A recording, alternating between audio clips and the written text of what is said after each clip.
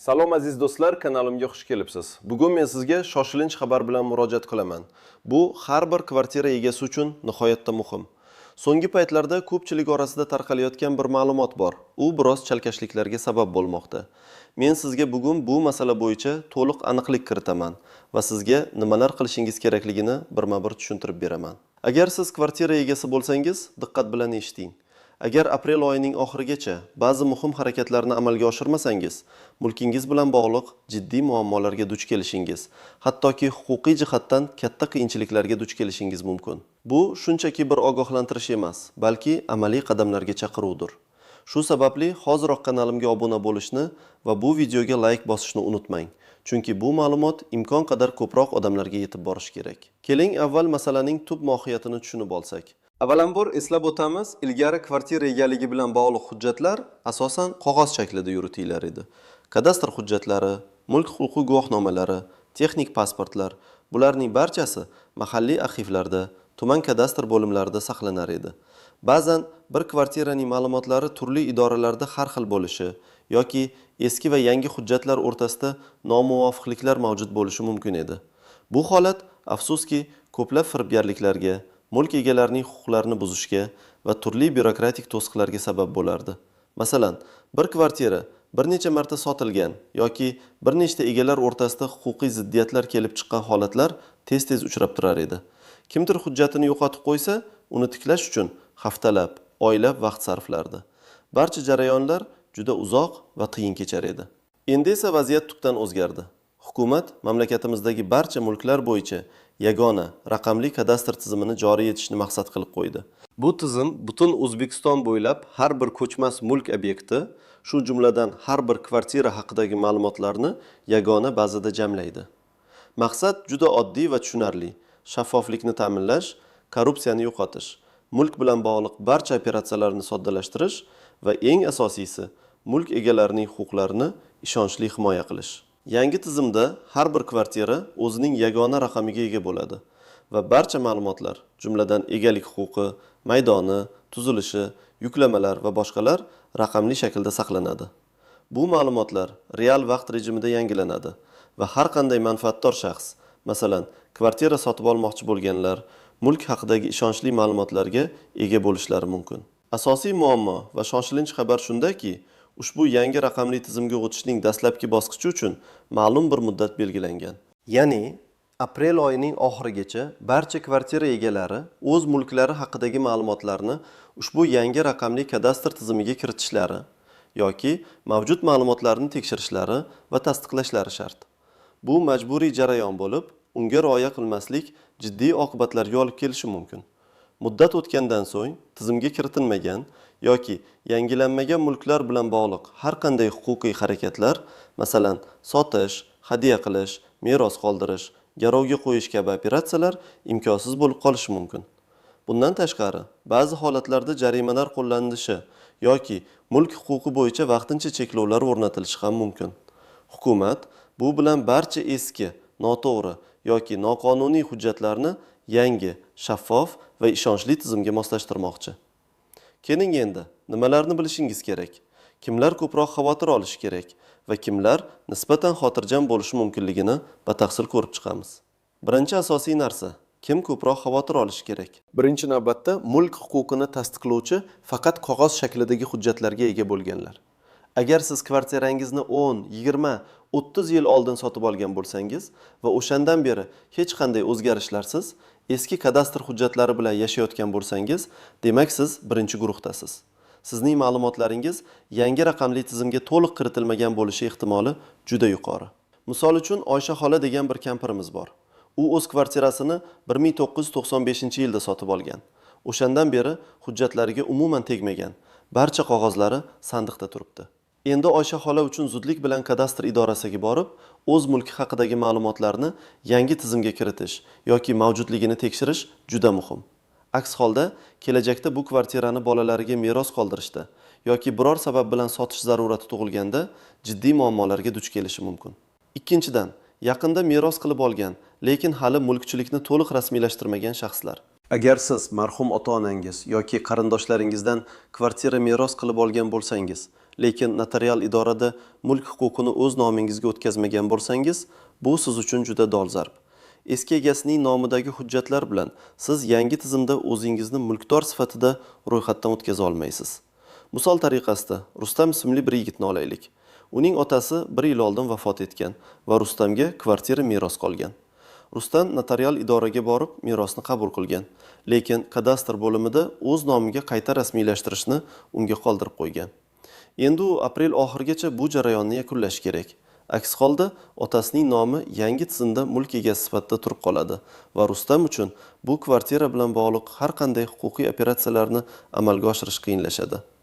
Uchinchidan, mulkni noan'anaviy yo'llar bilan sotib olganlar yoki hujjatlari to'liq bo'lmaganlar, masalan, norasmiy shartnomalar orqali sotib olingan yoki quruvchi bilan shartnoma qilingan bo'lsa-da, mulkchilik huquqi hali to'liq rasmiylashtirilmagan kvartiralar egalari. Bu juda xavfli kategoriya. Sizning mulk huquqingiz qonuniy ravishda tan olinishi uchun barcha hujjatlar to'liq va tartibli bo'lishi shart. Yana bir misol, Karimovlar oilasi. Ular kvartira sotib olganda balkonda noqonuniy ravishda qo'shimcha xona qurishgan yoki ichki devorlarni o'zgartirishgan.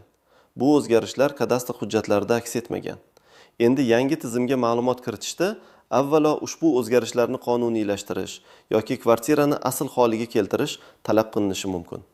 Aks holda ularning kvartirasi bilan bog'liq ma'lumotlar yangi tizimga kiritilmaydi va muammolar paydo bo'ladi. Bu holatda davlat byudjetiga 500 ming so'mdan 5 million so'mgacha jarimalar qo'llanishi mumkin, agar bu o'zgarishlar tasdiqlanmasa va hujjatlashtirilmasa. 4-dan, kadastr hujjatlarida nomuvofiqliklar mavjud bo'lganlar. Kvartiraning maydoni, joylashuvi, xonalari soni bo'yicha eski hujjatlarda xatolar yoki nomuvofiqliklar bo'lishi mumkin. Yangi tizim bu xatolarni aniqlab, tuzatishni talab qiladi. Endi esa kimlar nisbatan xotirjam bo'lishi mumkinligini ko'rib chiqamiz, lekin baribir tekshirib ko'rishlari shart. Agar siz oxirgi 1-2 yil ichida kvartira sotib olgan bo'lsangiz va barcha hujjatlarni notarial idora orqali qonuniy tartibda rasmiylashtirgan bo'lsangiz, katta ehtimol bilan sizning ma'lumotlaringiz allaqachon yangi raqamli tizimga kiritilgan bo'ladi. Chunki so'nggi yillarda notarial idoralar va davlat xizmatlari markazlari yangi sotib olingan mulklar haqidagi ma'lumotlarni bevosita yangi tizimga kiritish amaliyotini joriy etgan. Shunday bo'lsa ham, men sizga baribir kadastr agentligining veb-sayti orqali yoki shaxsan borib, o'zingizning kvartirangiz haqidagi ma'lumotlar yangi tizimda to'g'ri aks etganligini tekshirishni qat'iy tavsiya qilaman. Masalan, Ali va Dilfuza degan yosh oila o'tgan yili yangi qurilgan uydan kvartira sotib olishgan. Ular barcha hujjatlarni qonuniy yo'l bilan rasmiylashtirishgan. Ular uchun bu jarayon ancha sodda kechishi mumkin, chunki ularning ma'lumotlari allaqachon raqamli bazada bo'lishi kerak. Lekin ular ham ma'lumotlarning to'g'riligini tekshirib qo'yishlari shart. Bu ularning kelajakda bosh og'rig'idan xalos bo'lishlariga yordam beradi. Keling endi istisnolar, qaltis jihatlar va noaniq nuanslarga e'tibor qarataylik. Birinchi istisno: yangi qurilgan, hali to'liq foydalanishga topshirilmagan yoki quruvchining nomida turgan mulklar. Agar siz endi qurilayotgan uydan kvartira sotib olgan bo'lsangiz va u hali to'liq foydalanishga topshirilmagan bo'lsa, sizning mulk huquqingiz individual tarzda ro'yxatga olinmagan bo'lishi mumkin. Bunday holatda sizning majburiyatingiz qurilish tugagandan so'ng va uy rasman foydalanishga topshirilgandan keyin darhol o'z mulkingizni rasmiylashtirishga kirishishdir. Ammo shuni unutmangki, quruvchi bilan shartnomangiz bo'lsa-da, aprel oxirigacha sizning nomingizda kadastr hujjatlari bo'lmasa, yuqoridagi umumiy qoidalar sizga ham taalluqli bo'ladi. Ikkinchi istisno: sud jarayonida bo'lgan mulklar. Agar sizning kvartirangiz bilan bog'liq sud ishi ketayotgan bo'lsa, bu holatda ro'yxatdan o'tkazish jarayoni sud qarori chiqqunga qadar to'xtatilgan bo'lishi mumkin. Bunday holatda sud qarori chiqqandan so'ng sizning mulk huquqingizni tasdiqlab beruvchi hujjatlar asosida ro'yxatdan o'tishingiz kerak bo'ladi. Bu holatda aprel oxirigacha qilingan harakatlar sizga foyda bermasligi, balki sud jarayoniga ta'sir qilishi mumkin. Shuning uchun bunday vaziyatda tajribali yurist bilan maslahatlashish juda muhim. Endi qaltis jihatlar va noaniq nuanslar. Birinchidan, firibgarlar tuzog'iga tushib qolish xavfi. Ba'zi qora maklerlar yoki shubhali shaxslar bu vaziyatdan foydalanib, tezkor ro'yxatga olish xizmatlarini taklif qilishlari mumkin. Ular yuqori narx evaziga hujjatlarni rasmiylashtirib berishni va'da qilishlari mumkin. Ammo shuni yodda tutingki, mulk huquqini ro'yxatdan o'tkazish faqat rasmiy idoralar, kadastr agentligi, davlat xizmatlari markazlari yoki notarial idoralar orqali amalga oshiriladi. Hech kimga shaxsiy ma'lumotlaringizni yoki pulingizni ishonib topshirmang. Rasmiy kanallar orqali ish tuting. Ikkinchidan, hujjatlarning to'liq emasligi. Ko'pchilik o'zining barcha hujjatlarini to'liq deb hisoblaydi. Ammo kadastr idorasiga borganda u yoki bu hujjatning yo'qligi yoki noto'g'ri ekanligi ma'lum bo'ladi. Masalan, kvartiraning texnik pasporti eskirgan bo'lishi yoki oila a'zolarining pasport ma'lumotlarida xatolar mavjud bo'lishi mumkin. Shuning uchun oldindan barcha hujjatlarni diqqat bilan tekshirib chiqish va zarur bo'lsa, ularni yangilash juda muhimdir. Uchinchidan, texnik tizimdagi muammolar. Ba'zan yangi tizimda texnik nosozliklar, serverning qotib qolishi yoki ma'lumotlar yuklashda muammolar yuzaga kelishi mumkin. Bu ayniqsa muddat yaqinlashgan sari ko'payishi mumkin. Shuning uchun jarayonni oxirgi kunlarga qoldirmasdan imkon qadar tezroq boshlash tavsiya etiladi. To'rtinchidan, noaniq nuanslar.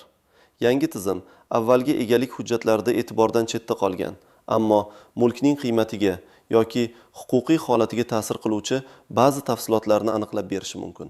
Masalan, kvartiraning haqiqiy maydoni qog'ozdagi ko'rsatilgan maydondan farq qilishi, umumiy foydalanishdagi maydonlarga bo'lgan huquqlar aniq belgilanmagan bo'lishi mumkin.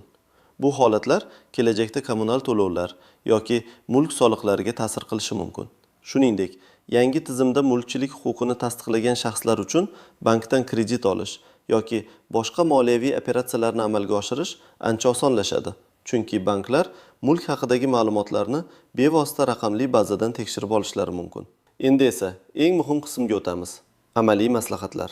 Siz nima qilishingiz kerak? Qayerga borishingiz?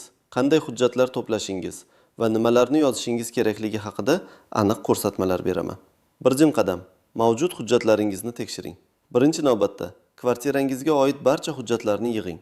Bularga quyidagilar kiradi: mulk huquqi guvohnomasi, kadastr pasporti, kvartirani sotib olish, hadya olish, meros qoldirish to'g'risidagi shartnoma, notarial tasdiqlangan nusxasi, texnik pasport, kvartiraning rejasini ko'rsatuvchi hujjat, sizning shaxsiy pasportingiz va oila a'zolaringizning pasportlari, nikoh guvohnomasi, agar kvartira nikohda sotib olingan bo'lsa, merosxo'rlik guvohnomasi, agar meros bo'lsa, avvalgi egalarining pasport ma'lumotlari, agar mavjud bo'lsa. Bularning barchasini diqqat bilan ko'rib chiqing. Hujjatlarda ism, familiya, kvartiraning manzili, maydoni kabi ma'lumotlarda xatoliklar yoki nomuvofiqliklar yo'qligiga ishonch hosil qiling. Agar qandaydir o'zgarishlar, masalan, devorlarni o'zgartirish, balkonni kattalashtirish kabi ishlar qilingan bo'lsa, ular texnik pasportda aks etganligini tekshiring. Agar aks etmagan bo'lsa, buni qonuniylashtirish yoki asli holiga keltirish masalasini hal qilishingiz kerak bo'ladi. Ikkinchi qadam, mulkingiz yangi raqamli tizimda mavjudligini aniqlang. Buning uchun ikki yo'l bor. Onlayn kadastr agentligining rasmiy veb-saytiga kiring.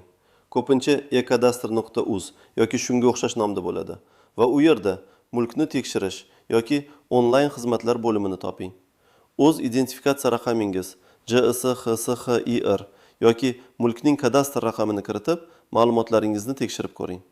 Agar sizning ma'lumotlaringiz to'liq va to'g'ri aks etgan bo'lsa, siz allaqachon ro'yxatdan o'tgansiz. Ammo baribir muddat tugashidan oldin barcha ma'lumotlarning to'g'riligini tekshirishni unutmang. Shaxsan tashrif. Agar onlayn tekshirishda qiynalsangiz yoki ma'lumotlar mavjud bo'lmasa, yashash joyingizdagi Davlat xizmatlari markaziga, DIXM yoki kadastr agentligining tuman, shahar bo'limiga murojaat qiling. U yerda sizga mutaxassislar yordam berishadi. 3 qadam. Agar mulkingiz ro'yxatga olinmagan bo'lsa yoki ma'lumotlar noto'g'ri bo'lsa, bu holda sizga bevosita Davlat xizmatlari markazi yoki kadastr agentligiga murojaat qilish kerak bo'ladi. Qayerga borish kerak? Eng qulay yo'l Davlat xizmatlari markaziga, DXM tashrif buyurish. Bugungi kunda DXMlar aholiga yagona darcha tamoyili asosida ko'plab xizmatlarni taqdim etadi. Shu jumladan ko'chmas mulkni ro'yxatdan o'tkazish xizmatlarini ham. Nima qilish kerak?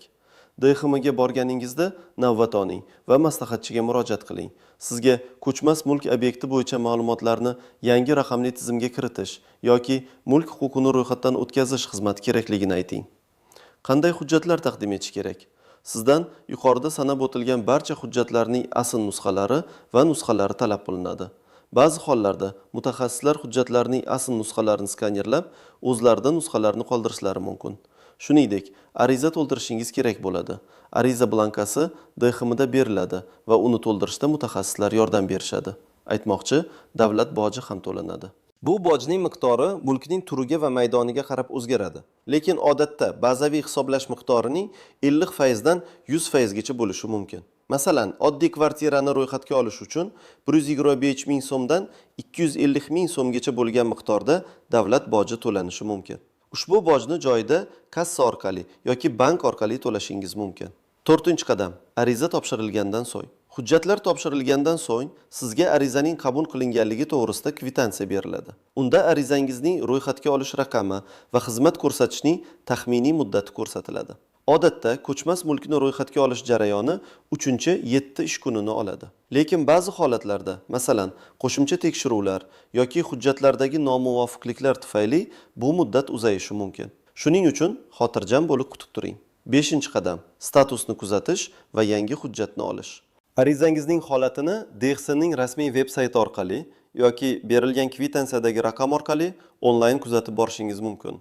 Jarayon yakunlangach, sizni DXMga taklif qilishadi va sizga elektron tarzda rasmiylashtirilgan, lekin qog'oz shaklda chop etilgan yangi kadastr hujjatini, ya'ni mulk huquqi guvohnomasini topshirishadi.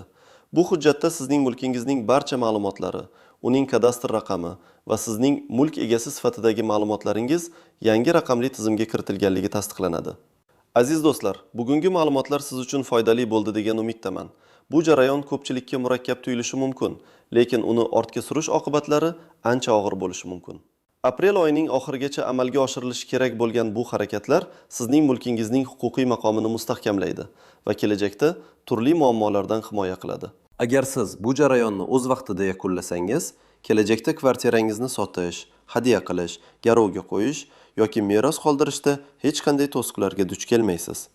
Aksincha, agar muddatni o'tkazib yuborsangiz, mulk bilan bog'liq har qanday operatsiyalar uchun ko'proq vaqt, asab va ehtimol qo'shimcha mablag' sarflashingizga to'g'ri keladi. Shuning uchun hoziroq harakat qiling va barcha kerakli qadamlarni qo'ying. Fikringizni izohlarda yozing. Agar savollaringiz bo'lsa, ularni ham qoldiring. Men ularga javob berishga harakat qilaman. Videoga like bosing va kanalimga obuna bo'ling, chunki men sizga doimiy ravishda dolzarb va foydali ma'lumotlarni taqdim etib boraman. Keyingi videolarimda ko'rishguncha o'zingizni ehtiyot qiling.